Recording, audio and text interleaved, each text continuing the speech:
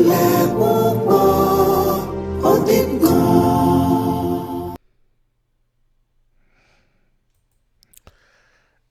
ẹ̀yin tèmi ẹ káàbọ̀ sí orí ètò wa ètò yín ó deep gan. ṣeré léyìí mother of all interviews lẹ́fẹ̀ẹ́ wò báyìí tí mo dẹ̀ máa analyse fún yín courtesy deleadeyanju. ẹ jẹ́ ká bẹ̀rẹ̀ kí tó padà wá give credit back to deleadeyanju. interview tán ṣe pẹ̀lú K1 the ultimate Alhaji King Wasiu Ayinde.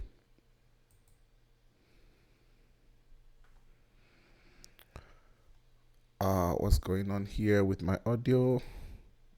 Let me take it back. Fuji. In tó ti kú ló máa ń pàtàn. In tó ti kú ló máa ń pàtàn. In tó ti kú ló máa ń pàtàn.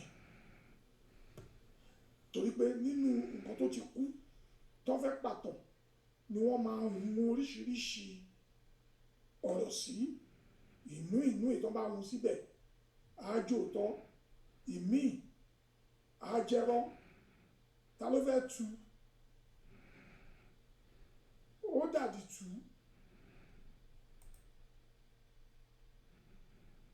nígbà tó wà láyé wọ́n wà láàyè wọ́n wà lálàáfíà ara nǹkan kan ò ṣe wọ́n ò wà lórí ìdùbúlẹ̀ àìsàn wọ́n sì ìlú òdò kábàá ní pé bí a ṣe náà há sí ìlú òyìnbó tó lè wálé.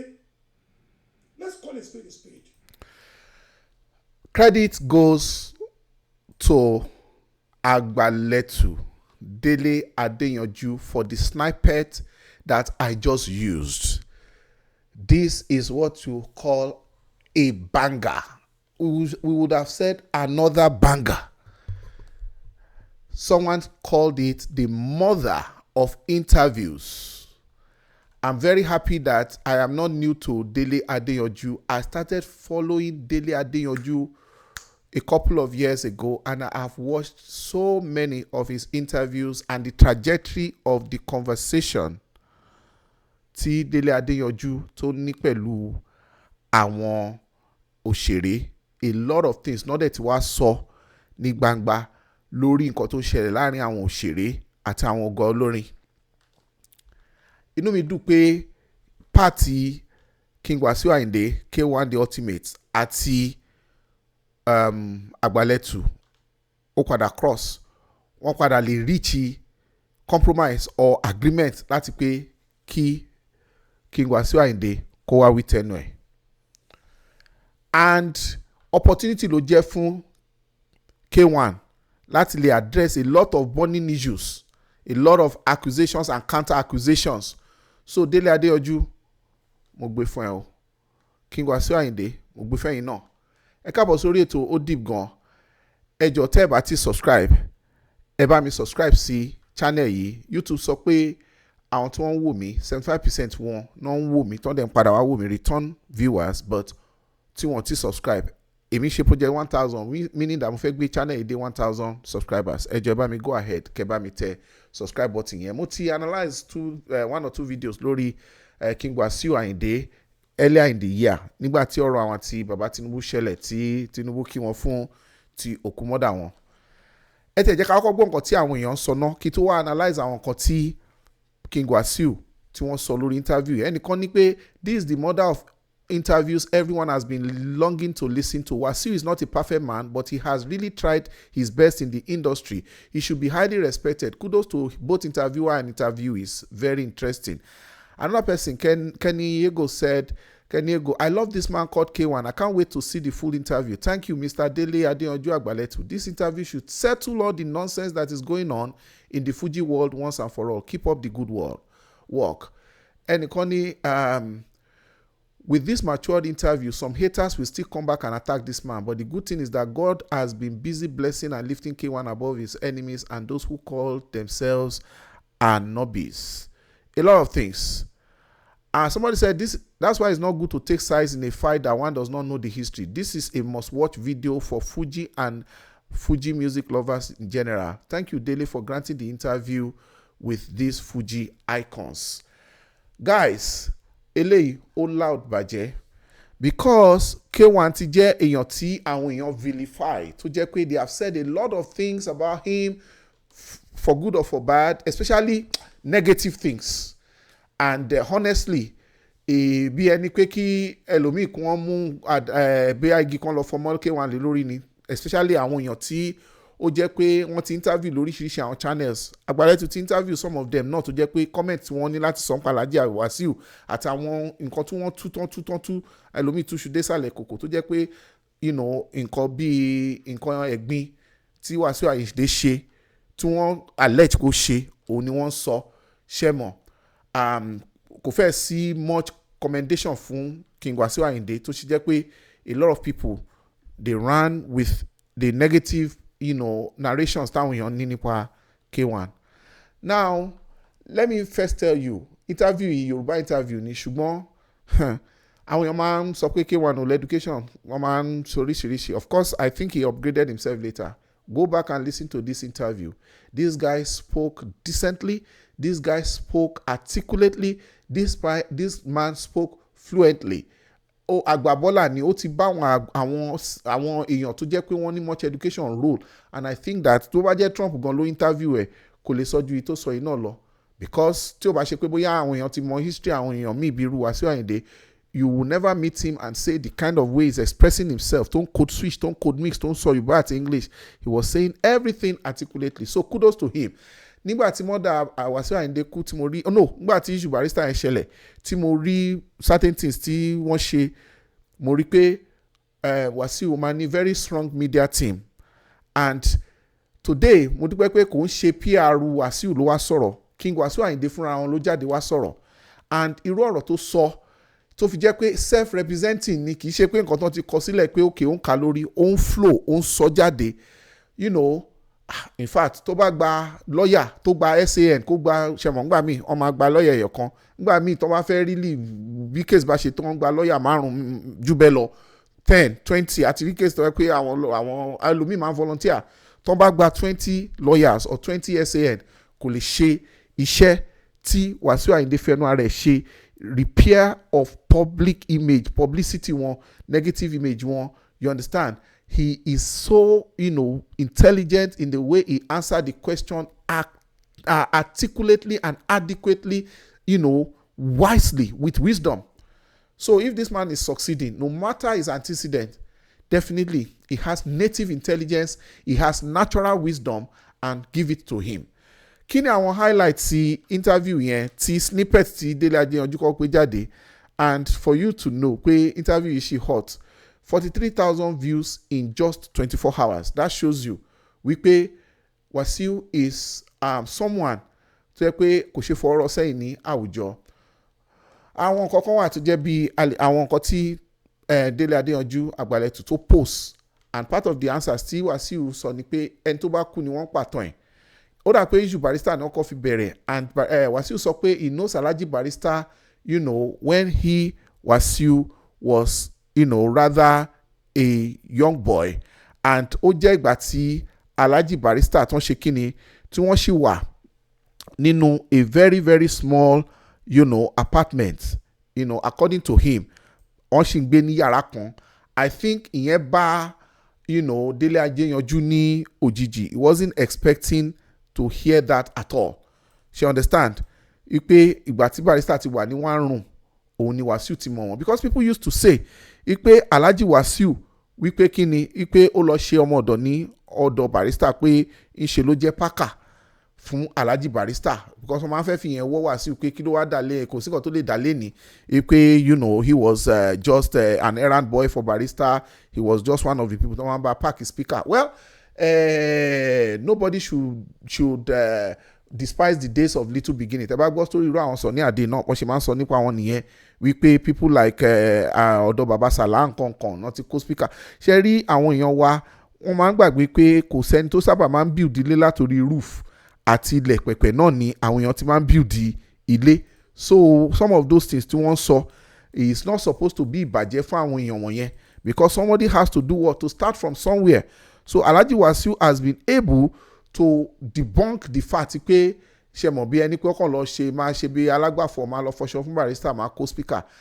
But wọ́n sọ pé àwọn ń lọ sí ọ̀dọ̀ barrister nígbà tí barrister ti ń gbé ní yàrá kan pé àwọn ò lọ kọ́ bọ́n ṣe ń kọrin lọ́dọ̀ barrister o àwọn kan love barrister bíi role model ni làwọn máa ń lọ sí ọ̀dọ̀ wọn dẹ̀ máa ń fún àwọn advice àwọn dẹ̀ ń súnmọ́ wọn gẹ́gẹ́ bí ẹni táwọn ń wò gẹ́gẹ́ bí àwòkọ́ṣe àwọn dẹ̀ like orin wọn and barrister dẹ̀ sọ pé kàn ṣe kíni kí wọ́n mú mọ́dà àwọn wá àwọn dẹ̀ mú ìyá wọn lọ lẹ́yìn tí wọ́n lọ fi visit barrister ọ̀nà dẹ̀ identify pẹ̀lú barrister dẹ̀ accept wọn gẹ́gẹ́ bí ọmọ ó dẹ̀ níbù àwọn pé àwọn issue kan tó ṣẹlẹ̀ tó tún sọ ń pa ẹ̀ ní issue Alhaji Kollington ó dẹ̀ náà wọn like láti join issues with people but ọ̀rọ̀ tí Kollington yẹn òun máa sọ torí pé ẹnu òun gbà Délé Adéyanjú wá ń béèrè pé ṣé ó ń bínú sí Alhaji Kollington ni ó ní kó ṣe bínú o ó ní nǹkan tó yẹ kóun sọ ni pé òun máa sọ torí pé òun identify pẹ̀lú Alhaji Kollington nígbà tí màmá Kollington kú òun dẹ̀ identify pẹ̀lú Alhaji Barrister nígbà tí mọ́mí Alhaji Barrister náà nígbà tí wọ́n kú òun ṣe ẹ̀yìn òun ṣe ojúṣẹ̀yìn fún wọn òun ṣe bí ọmọ fún wọn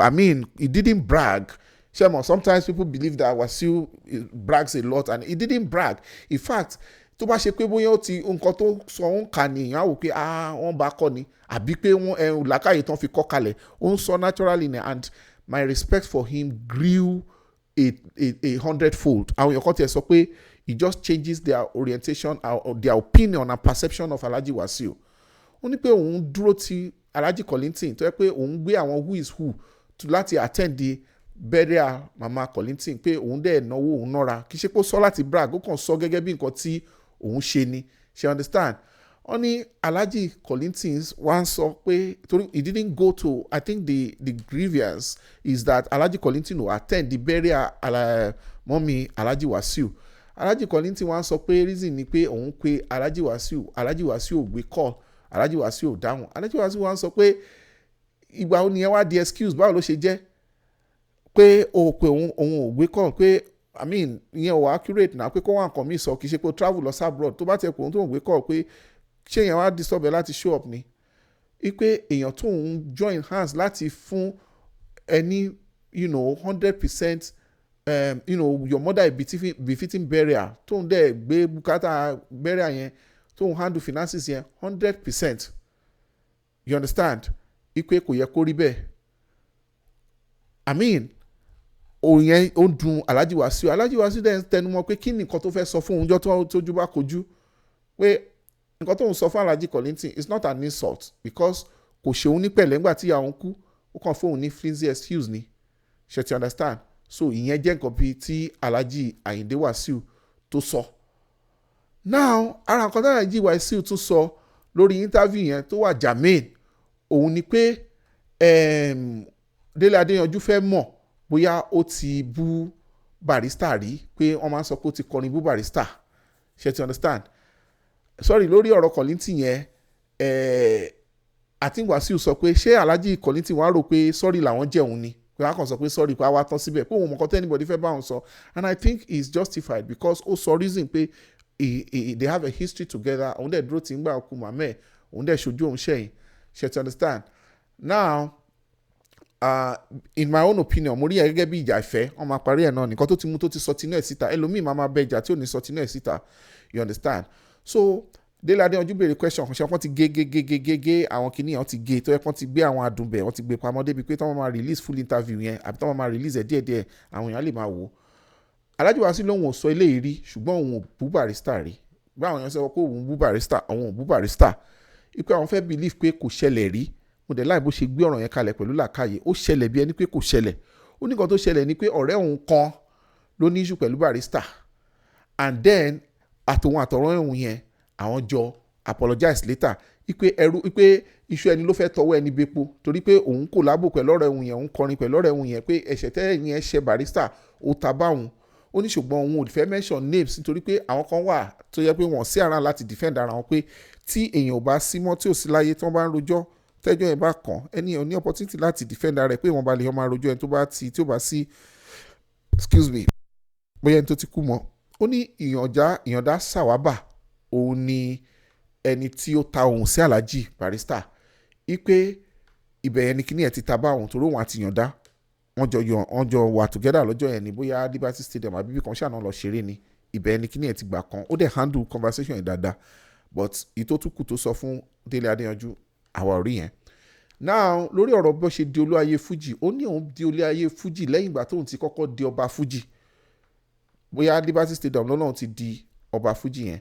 Ó ní kí ló dẹ̀ fa ni pé àwọn organizers yẹn wọ́n wò pé ọba jùjú wà, King of Waka, King of Fuji ni ọba, King of Juju ni ọba Juju, King of Waka ó wà pé ó yẹ káwọn náà ní King of Fuji, but kíní yẹn yẹ kó bọ́ sá ọwọ́ Kollington tàbí Barrister, but ìjà àgbà méjì tó wà láàrin àwọn méjèèjì yẹn tó jẹ́ pé according to him there was a squabble between the two big wigs, Kollington àti Barrister, ipe àwọn organizer wọn á believe pé táwọn bá fún Alhaji Wasiu ipe indirectly àwọn ti fún side Barrister nìyẹn, pé indirectly leader wọn Barrister náà ni wọ́n fi pọ́nlé, wọ́n fi fún ní King of Fuji, later ló wá di olúayé Fuji.